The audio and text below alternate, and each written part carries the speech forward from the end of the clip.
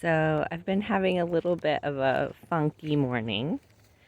I'm very tired and distracted and a bit overwhelmed by this puppy, who is extremely cute, but extremely a handful. And I am coming face to face, where'd you go, little pup? There you are, with a lot of my judgmental thoughts. I had the experience last weekend of our first puppy class, and this little pup was definitely the least behaved in the group. And I had to confront that, throughout my life, academics has been my strong suit. That is the place where I really shine. Being in a classroom setting is something I've always been able to do well. And we live in a society that really, whoops, Daisy, you okay? Really rewards that.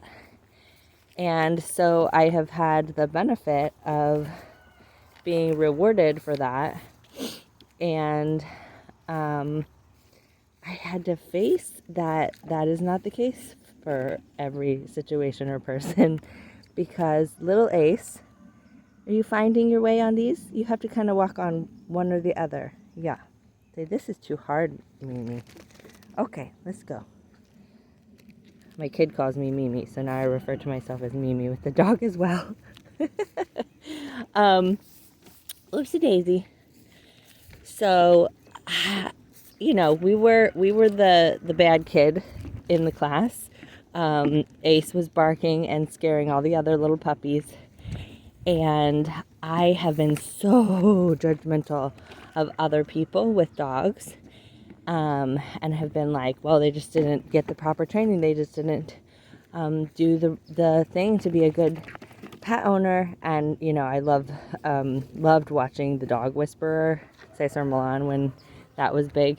And so have been, thoroughly convinced that it's always the owner. And that if you're just a conscientious dog owner, then your dog will be perfect. And here's my very imperfect dog. And I'm someone who very much preaches non-judgment and, you don't have to be good. I love that poem by Mary Oliver, Wild Geese, where it's like, you don't need to crawl on your knees through the desert. Yada, yada. We're not bad. No one can be bad. Sorry if I'm making you sick. I'm trying to follow this puppy. And, it's like, wow, really bringing to the forefront. Hold on, Ace, you're kind of tangled up. This judgment thing. Hold on one second, buddy. Ugh. Okay, usually we don't let him do that whole pull me thing. It was just for the sake of so you all could see the cute pup. But now I'll show you the beautiful woods. Anyways, it's really bringing it to the forefront. And I was reminded this morning of someone I met who, when they told me their pronouns, they said their pronouns were we and us. And I was like, whoa, that's really radical, right? Because it's like, when I refer to them, I am going to say we instead of like he or they, which includes me and reminds me that we're interconnected. And I was thinking this morning, what if I disciplined myself for a period of time to, in my head, never refer to anyone with that like, just only refer to people with the we, us pronouns so that I can recognize how I am included in everything. So if I talk about Ace, I will say we instead of he. If I talk about my kid, I will say we. If I talk about my ex, I will say we. If I talk about Trump, I will say we. If I talk about anyone, we and us. And see how that feels in my body. Because I am very good at judging myself and very good at judging others. And I would like to practice allowing myself to understand, like,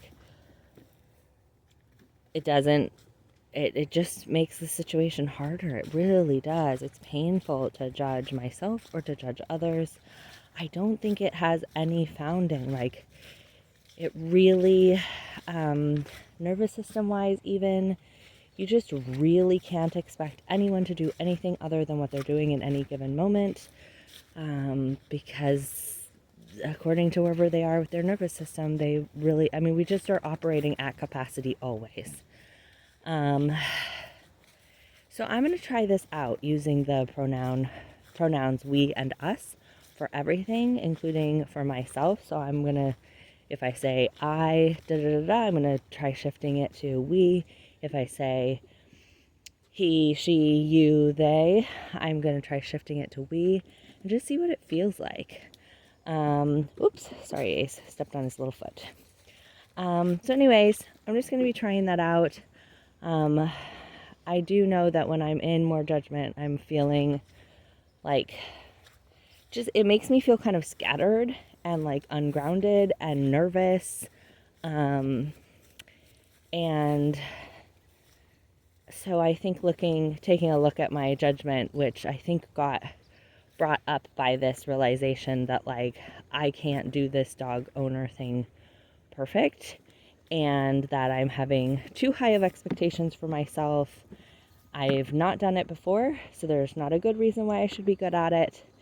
And being good at it is not actually important. Like, if I turn out to be the worst pet owner and this dog is miserable and I'm miserable, like, I want to be okay with that, because I don't want to have super pressury expectations on myself or on others. And being in that state feels really icky. So I'm going to be looking at that this week. Just wanted to share it. Sending lots and lots of love to everyone. And I'll talk to you again soon. Love ya.